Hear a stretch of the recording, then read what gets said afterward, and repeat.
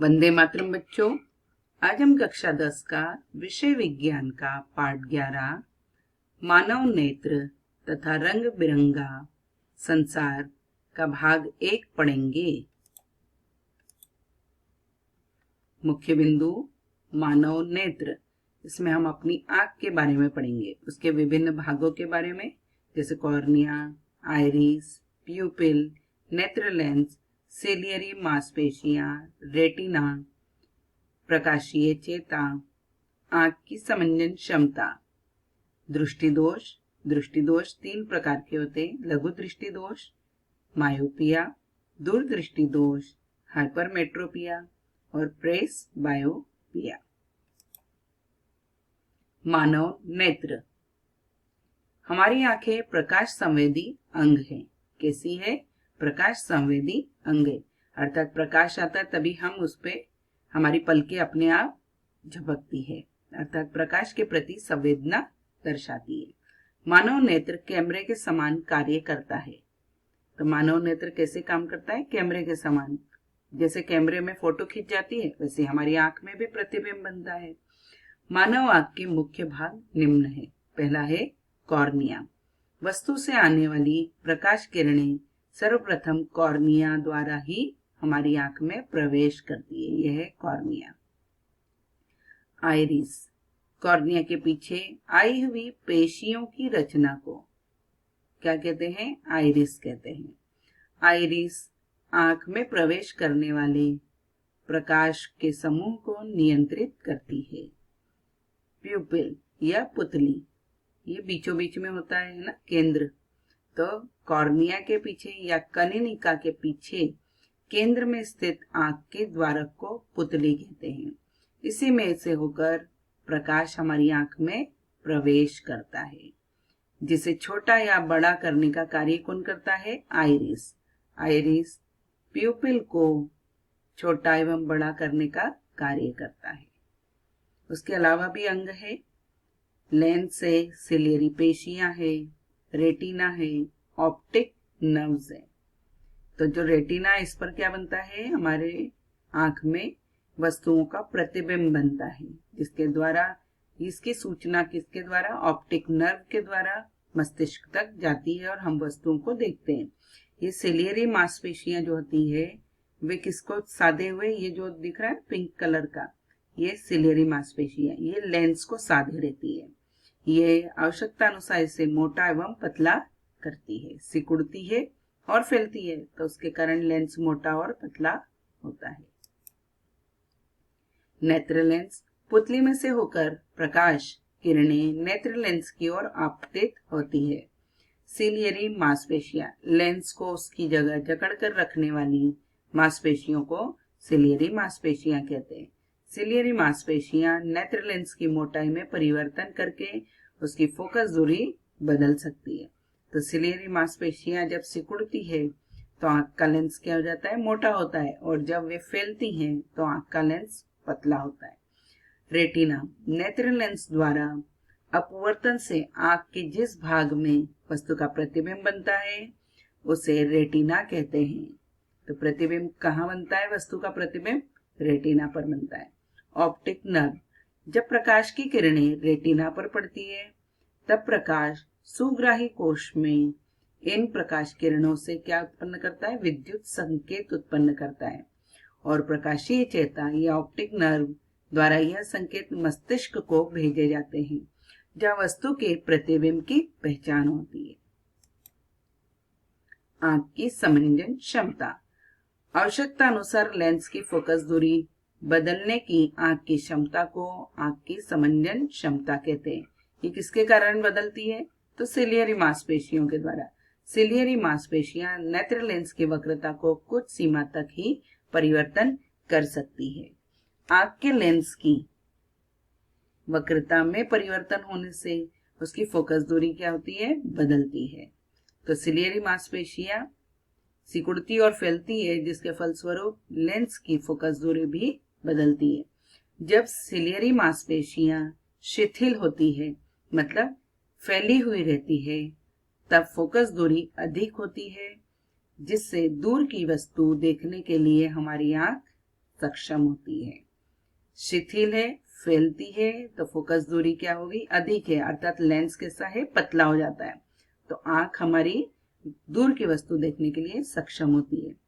जब सिलियरी पेशियां सिकुड़ती है तो फोकस दूरी में कमी आएगी और लेंस मोटा हो जाएगा, जिसके फलस्वरूप हम निकट की वस्तुएं देखने में हमारी आंखें सक्षम होती है। सामान्य दृष्टि वाला व्यक्ति 25 सेंटीमीटर से अनंत दूरी की वस्तुओं को स्पष्ट रूप से देख सकता है। तो हम पुस्तक को या पेपर पढ़ना है तो हम कहाँ रखते हैं, 25 सेंटीमीटर दूर, और अनंत दूरी मतलब सूर्य भी देख पाते हैं हम, चंद्रमा भी देख पाते हैं। तो इस प्रकार हमारी आंखों की क्षमता कितनी है, 25 सेंटीमीटर से अनंत दूरी तक। अब है दृष्टि दोष। जब सिलियरी मांसपेशियां आवश्यकता अनुसार आंख के लेंस की मोटाई ना बदल सके तब दृष्टि दोष उत्पन्न होते हैं। दृष्टि दोष मुख्यतः 3 प्रकार के होते हैं। लघु दृष्टि दोष, जिसको इंग्लिश में मायोपिया कहते हैं, यह कम उम्र के बच्चों में होता है, अर्थात बच्चों में होने वाला रोग लघु दृष्टि दोष, बड़ों में होने वाला दूर दृष्टि दोष, और प्रेस बायोपिया अर्थात बुजुर्ग लोगों में होने वाला रोग प्रेस बायोपिया है। लघु दृष्टि दोष या निकट दृष्टि दोष, यदि आंख का लेंस आवश्यकता अनुसार पतला नहीं हो सकता तो दूर की वस्तु से आती प्रकाश की किरणें रेटिना के आगे केंद्रित हो जाती है। ये रेटिना है और ये रेटिना के आगे ही केंद्रित होगी। दूर से आने वाली किरणें क्या होगी, ये रेटिना पर ही केंद्रित हो जाती है। इस रोग से पीड़ित व्यक्ति को निकट की वस्तुएं स्पष्ट दिखाई देती है। नाम क्या है, लघु दृष्टि दोष, परंतु निकट की वस्तुएं स्पष्ट दिखाई देती है और दूर की वस्तु स्पष्ट दिखाई नहीं देती है। तो इस रोग को क्या करना है, हमको दूर करना है। तो जब दूर की वस्तु देखनी है तो हमारा लेंस कैसा होना चाहिए, पतला होना चाहिए। तो इसका निवारण हम पतले लेंस को लगा के करते हैं। तो इस दोष को दूर करने के लिए आवश्यक पावर का अवतल लेंस का उपयोग किया जाता है। तो चश्मे कैसे बनते हैं, अवतल लेंस के। तो पतला लेंस जैसे ही लगता है तो वस्तु का प्रतिबिंब दूर से आने वाली प्रकाश किरणें रेटिना पर केंद्रित होती है और व्यक्ति को दूर की वस्तु स्पष्ट रूप से दिखाई देती है। लघु दृष्टि दोष उत्पन्न होने के कारण, तो अभिनेत्र लेंस की वक्रता का अत्यधिक होना, यह अत्यधिक वक्र हो गया, जिसके कारण वस्तु से आने वाली किरणें रेटिना के आगे ही केंद्रित हो गई। नेत्र गोलक का लंबा हो जाना, तो नेत्र गोलक कैसे हो जाता है, लंबा हो जाता है।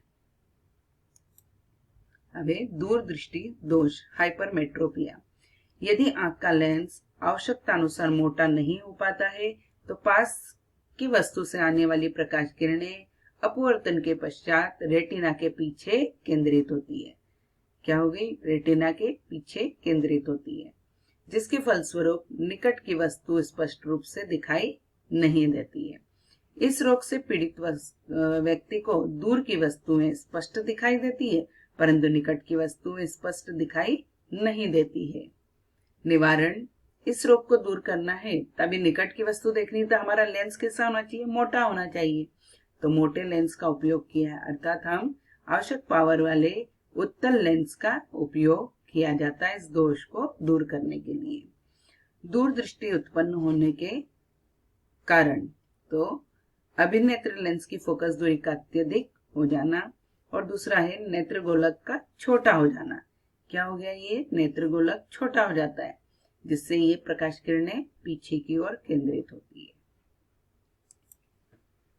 प्रेस बायोपिया, आयु में वृद्धि होने के साथ साथ मानव नेत्र की समन्वय क्षमता घट जाती है।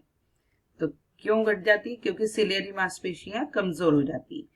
तो अधिकांश व्यक्तियों का निकट बिंदु दूर हट जाता है, जिसके कारण बिना चश्मे के निकट की वस्तु स्पष्ट रूप से दिखाई नहीं देती है। इस दोष को जरा दृष्टि दोष कहते हैं। जरा अर्थात बुढ़ापे में आने वाला दृष्टि दोष है, जरा दूर दृष्टि दोष कहते हैं।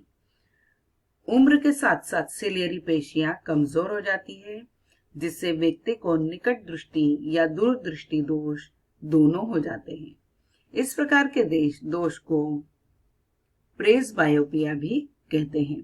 इसका निवारण बायफोकल लेंस का उपयोग करके किया जाता है। बायफोकल मतलब दोनों लेंस लगे हैं, अवतल लेंस और उत्तल लेंस। ऊपर वाला जो होता है वह दूर की चीजों को देखने के लिए होता है, अर्थात पतला लेंस होता है, अवतल लेंस होता है।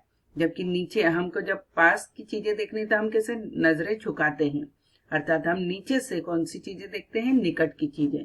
और निकट की वस्तु देखने के लिए लेंस कैसा यूज होता है, मोटा, अर्थात उत्तल लेंस का उपयोग होता है। तुमने चश्मे देखे होंगे, ये इस टाइप के चश्मे आप लोगों ने अपने घरों में भी देखे होंगे। मोतिया बिंद। कभी कभी अधिक आयु के व्यक्तियों के नेत्र का क्रिस्टलीय लेंस, ये जो अंदर वाला लेंस होता है वो क्या हो जाता है, दूधिया हो जाता है और धुंधला हो जाता है। इस स्थिति को मोतिया बिंद कहते हैं। क्या कहते हैं, मोतिया बिंद। इसके कारण नेत्र की दृष्टि में कमी हो जाती है। इसके कारण नेत्र की दृष्टि क्या हो जाती है, कमी। अभी लेंस के आगे दूधिया सा आवरण आ गया है तो प्रकाश अंदर प्रवेश ही नहीं करेगा, जिसके कारण व्यक्ति को वस्तुएं दिखाई नहीं देती है।